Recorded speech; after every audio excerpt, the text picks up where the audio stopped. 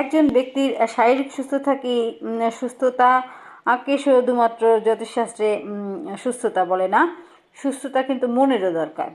সেক্ষেত্রে মনের সুস্থতা যার না আছে, সে শারীরিকভাবে সুস্থ থাকলেও আসলে তেমন কোনো সুফল পাওয়া যায় না।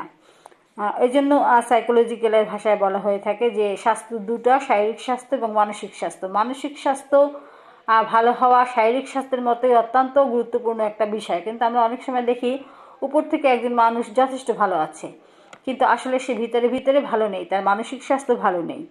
এক্ষেত্রে দেখেন, কোনো ব্যক্তির যদি শিরোরেখাটা, এটা যদি চন্দ্রের দিকে ধাবিত হয়, চন্দ্র স্থানের দিকে চলে এসেছে, সেক্ষেত্রে এটা মানসিক অবসাদ ও অস্থিরতাকে নির্দেশ করে এবং এই ব্যক্তি সবসময় অলীক কল্পনার মধ্যে থাকে।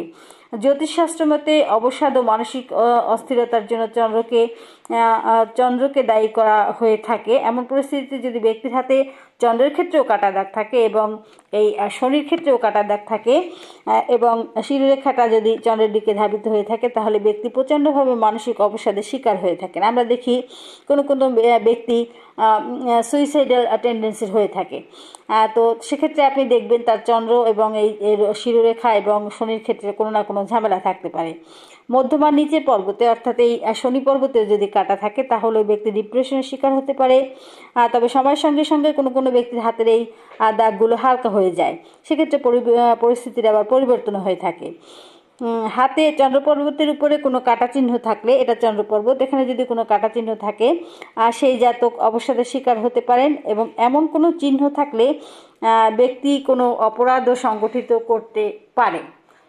তো আপনার পরিচিত বা আপনার আত্মীয় স্বজনের মধ্যে যদি কাউকে দেখেন মেন্টালি সে সুস্থ না, সে শারীরিকভাবে সুস্থ, খায় দায় ঘুমায়, সব ঠিক আছে, কিন্তু মানসিকভাবে সে অন্ধকারে থাকতে পছন্দ করে, সে অলীক চিন্তা ভাবনা করে, সে অলীক রকম স্বপ্ন দেখে, তাহলে কিন্তু তার একজন ভালো জ্যোতিষীরা পরামর্শ লাগবে বা ভালো একজন ডাক্তারের পরামর্শ লাগবে।